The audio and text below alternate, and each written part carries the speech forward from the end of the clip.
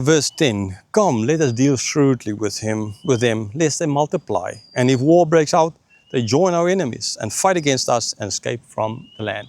Okay, so now we get a little bit closer to the truth of the story, what it's really about. Right, like double speech. I mentioned George Orwell, 1984, in one of my other lectures, and can mention him as well here again with the idea of double speak. All politicians today live in 1984. All of them use double speak.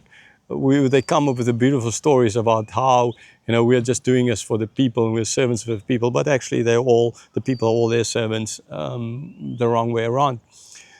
And yeah, that's politicians are good at double speak, right? And here Pharaoh is like that. Okay, so firstly he forget. Why did he forget? Oh, because there's so many of them. Okay, is that still the main reason?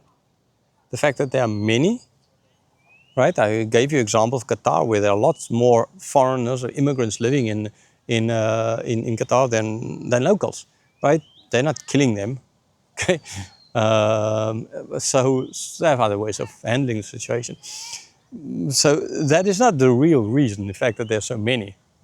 The real, in this verse, the real reason came out, because where they're living and that there are many, and what can happen? They can join up with the enemy and then they turn on us. And actually, even more worse, is they might pick up their roots and leave, right? They might leave. Who's going to do all the dirty work then? Okay? It's hilarious in a sense. It is nothing to do with the fact that there are actually many. That's just an excuse, right? That double speak. But the actual fact of the matter is to do with the fact that they might leave. And who's going to do all the work? Where's our economy then going to go? Down the drain. Okay, it's again, like in Thailand, for example, right? Well, not just in Thailand. Man, I just had this chat with a refugee as well this morning. It's so many countries on this planet, America included, not only are built on the back of refugees, but they're even driven today on the back of refugees, right? Take for America, for example, the farmers. Who's the pickers? The guys from Mexico or other illegal immigrants. Take them out of the equation, there goes the economy, right? It's just that. Europe, exact same things. We do all the dirty work in Germany, for example. So it's not just here in Thailand, whatever. Yes, sure. Thailand, take away the Myanmar refugees, the country will collapse. Malaysia, you name it. Okay? Or the Laos or Cambodian. I mean, although they're in a war with Cambodia, kind of a war, right, with Cambodia at the moment. No, I mean, there's peace now again. So take away those people and who's going to do the dirty work? The economies will collapse. And so many countries in this world, we don't want those illegal refugees, those illegal immigrants, but man, if you take them out, their economies will collapse. I mean, it's one thing to take out a few, right? And they're always blamed for everything. So kind of in this case as well. So a few things therefore at play. They can join up with their enemies, get their freedom, not so much defeat them, okay, because I don't think the Pharaoh is going to say, they might join up with the enemies and the enemies might defeat us. No, we're too strong for that because that would make us look bad, that we can lose this fight, this war kind of idea, right? No. That's not what he's implying. So, I mean, it can happen, sure, right? They could have joined up with those others, or even if they didn't do anything, okay? Then this buffer zone between them and the northern enemies, and the enemies in most cases came from the north, not always, but in most cases.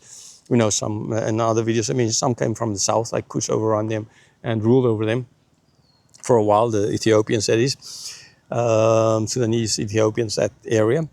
And but the majority came from Babylon, and always the fights were with the Greeks from the north, the Romans from the north, the Persians from the north, Medo-Persian Empire. They all attacked them the whole time. They probably come from there, and they were a buffer zone. Okay, I've used this example of how Russia loves to have this buffer zone between them and Western or the rest of Europe, kind of. People, so many Europeans don't even know that Russia is a country in Europe, the biggest country in Europe.